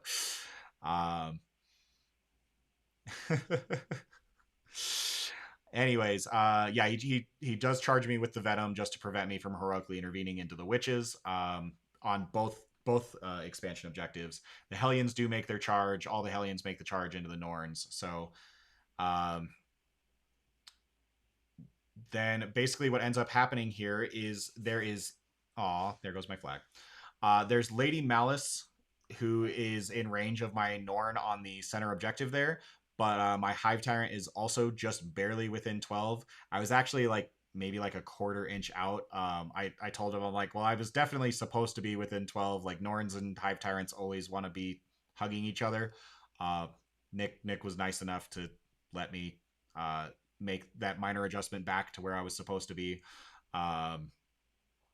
which ended up actually having massive consequences. So thank you, and apologies if that ended up feeling bad. But basically, I have 3 CP in this moment, and I have... so he elects to go after the 5 wound Norn first because I do have the CP to interrupt. So he goes after the 5 wound Norn, and I end up spending the 2 CP to fight on death. And that is 1 CP plus the freebie from the Hive Tyrant through Lady Malice's Vect Aura. He does end up killing the Norn. Barely, though. He ended up doing 6 damage to it, and I only made 1 feel no pain. So barely kills the Norn. The Norn fights on death. I roll a 5, so I do get to fight on death. And even though I'm degraded and I'm hitting on 3s, the Norn just pops off and with his 10 attacks kills 8 of them. I mean, I'm hitting on 3s, winning on 2s, and then he has a 6-up save. But I only dropped 2 of them, kill 8, and then I explode and do 3 more mortals to him as well, leaving just a solo Hellion on 1 wound remaining, and then I still have 2 CP, and I interrupt with the other Norn, and I kill 8 more Hellions out of his other 10-man squad. So I end up killing, yeah, so this is the end of the middle here, and, oh, and then that photo doesn't want to load.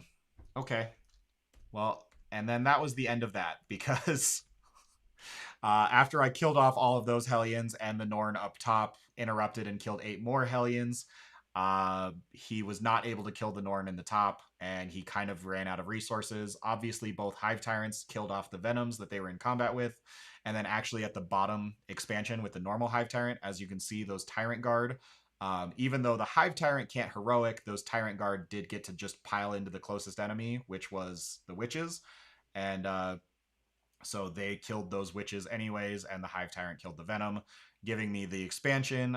So he ends up with 1 Hellion on 1 wound left in the center that I have 20 Termagants ready to go eat them. Or no, I have Venom Thropes ready to go eat that 1 wound Hellion. And then I have Swarmlord free and ready to go get the Norn out of combat. And yeah, we actually just called the game there. He bounced on his turn. We kind of did the math in terms of what we would be getting, and we basically said like, yeah, Nick's gonna have his home for the rest of the game. Like I'm not gonna be able to really interact with that.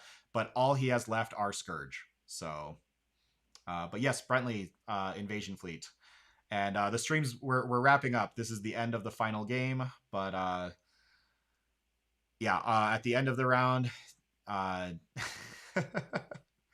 Nick ends up having just the Scourge left, and that is not enough to take on both Hive Tyrants with all the Tyrant Guard and a Norn who still has like 12 wounds remaining. So I end up winning this one as well. Final score is 89 to 43, meaning I won almost every game by at least 30 points. It was actually not close this weekend. So just to recap, Game 1, I won 91 to 56. Game 2, I won 92 to 68. Game 3, I won 98 to 31. Game 4, I won 100 to 58. And Game 5, 89 to 43. 89 points was my lowest scoring game of the entire weekend, doing fixed cleanse engage, guys. So, and I got a golden ticket playing fixed, having told people what my list was 5 days in advance and like what the entire plan was in my list.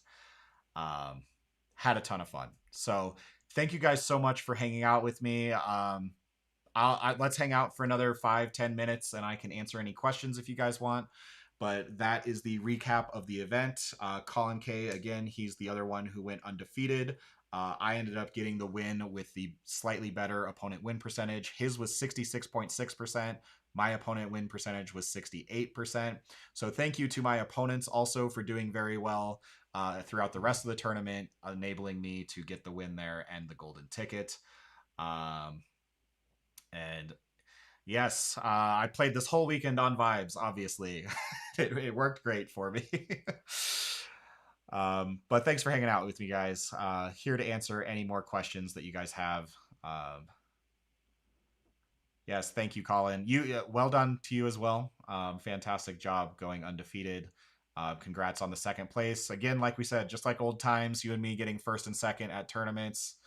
That's what it used to be like. But yeah, great. I'm very happy to get the podium. I don't know if I've podiumed this entire edition. So very happy to get not just the podium, but the win.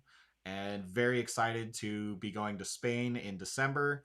I will absolutely be attending and bringing the whole family. And I'm going to be at Colorado Cup next month, as well as the Rocky Mountain Open in May.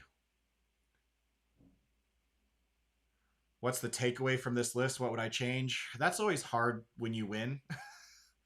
um, I don't know. I actually think everything kind of did exactly what it was supposed to do. I would really like a Psychophage in here to make the Hive Tyrants have an extra pip of AP. I think if I do go into too many Space Marine matchups and they pop Armor of Contempt, my Hive Tyrants do just bounce off of them. So I would love to have a Psychophage to offset that, but I don't know what I would trade for it. Everything was so good. Death Leaper maybe gets me halfway there. He did okay. I don't think it needs to be Death Leaper though. It could be a normal Lictor, but that's only 20 points. So um, I just told you, Scott, it's Armor of Contempt. That's actually the bane of this list. So just have plenty of CP because I am going to have a Vectora. But yeah, I'm assuming you're bringing your Space Wolves, and would be very excited to see that. But yeah, just make sure that your Space Wolves have Armor of Contempt, and I might bounce right off of you. Bring lots of OC as well. Yeah, I should improve that list name. I need to give the full rundown. Maybe my list name will just be a link to this stream where I describe it and people can see it step by step, and then they can have plenty of chance to prepare. Link to list. I'll tell you what. When I upload this, I will put the list in the description. But let's pull it up. Let's take a look at this one last time.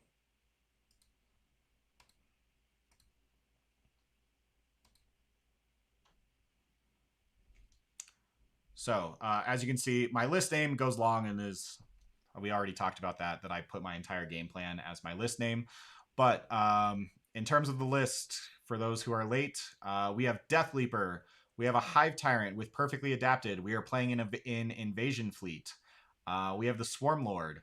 We have 10 Gargoyles, 10 Hormagaunts, 2 units of 20 Termagants, a Biovore, double Neurolictor, double Norn Emissary, 12 Tyrant Guard, 6 join Swarmlord, 6 join the Hive Tyrant, and 3 Venom Thropes. We don't need guns here. We just need durability and a 5-up Feel No Pain. And fixed objectives. That's all you really need. So, Ultramarines with no slate. I mean, that's fair. It's just gonna be Space Wolves cosplaying as Ultramarines, right? um, But so yeah, that's the list. I every piece did exactly what it was supposed to do. The Venom Thropes kept the Termagants alive. The Termagants were incredible. The other thing is with Invasion Fleet, I actually only went lethal hits the one game against the 5 Greater Demons, and I went sustained hits against infantry. Every other game, other than of course the one against Andy, who's all mounted, I went precision against characters, which is hilarious.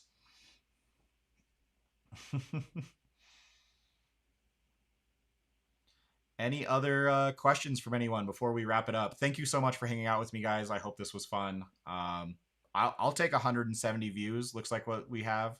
20 people still hanging on near the end. Thank you so much for joining me, guys. I will clean up the stream where you can actually get the notifications are supposed to be showing up and they weren't. I know what happened there, so I can fix that for next time. Yeah, Catan spam into Space Wolves. I understand that being a problem. So we'll see. I imagine that we are going to get a balanced data slate before Colorado Cup, but we'll see. Perfectly adapted over Feel No Pain. I love having to being able to reroll 2 4-up invulns. I think that's better than a Feel No Pain, especially since I have the Tyrant Guard giving me Feel No Pain for an activation anyways, or I have a strat for a Feel No Pain. So it's the layered buffs if I need it. But yeah, it also the reroll charges is super good. The Feel No Pain enhancement is more expensive as well. Not that I could have made the points work, but I actually prefer the perfectly adapted over the Feel No Pain enhancement.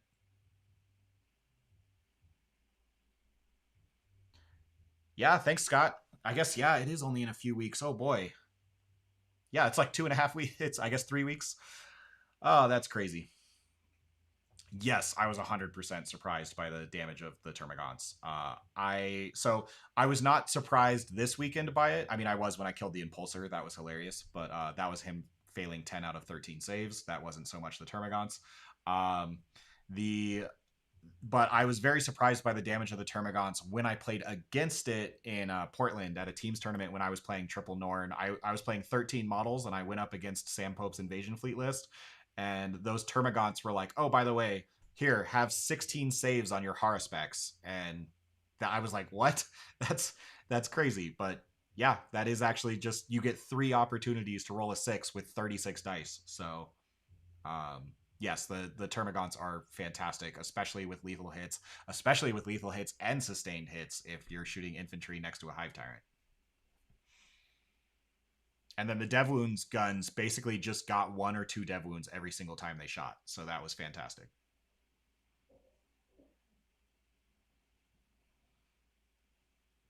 Here, we'll go for a perfect 2-hour stream. We got 5 more minutes if anyone has any more questions.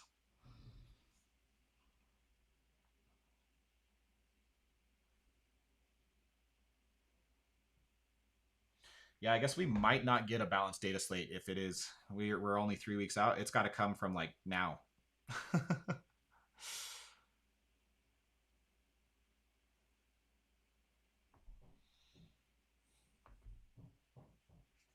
No, I would not change the weapons on the Tyrant Guard. I mean, with your options on Tyrant Guard, you either get 5 attacks at 611, which is what I take. And I guess my reasoning for that is the Hive Tyrant kills all of the multi-wound big stuff, and so the Tyrant Guard just prevent him from getting tied up by chaff. Are Tyrant Guard worth it in Crusher? Not as worth it as they are in other detachments. I think no. I'm actually just going to say no. They're not worth it in Crusher because in Crusher you want the Tyrant Guard to be, or you want the Hive Tyrant to just be behind a wall, and he will be safe because he's behind a wall. He does not need to be safe from Tyrant Guard, and then when he's ready to commit, you spend the strat. He goes through a wall and he goes and kills stuff. Do I rate Hive Guard with the indirect? No. I I had a guy in Portland who was saying who was saying go fixed objectives with cleanse engage, and then the indirect Hive Guard shoot and kill off like a 5-man squad off an objective, make room for you to then shoot a spore mine there. That's really cool in theory. I don't see how even 12 Hive Guard kill a 5-man Space Marine unit. I think they kill 3 on average. So with the indirect. Hive Guard with the shock cannons are interesting, but again, being only AP1, any real big thing that you want to shoot, they're okay in Subterranean because you can get Ignore's cover. You could also bring a Pyrovore to ignore cover, but Armor of Contempt exists, and as soon as you try and shoot a tank that has Armor of Contempt and your AP0, your Hive Guard just do nothing. But I do rate Hive Guard in terms of their durability. Being T7, 4 wounds apiece with a 3-up save is also very good. Yeah, that's fair. The Desolators, yeah, that is what you were saying, Colin. That they yeah, they didn't do that great this weekend.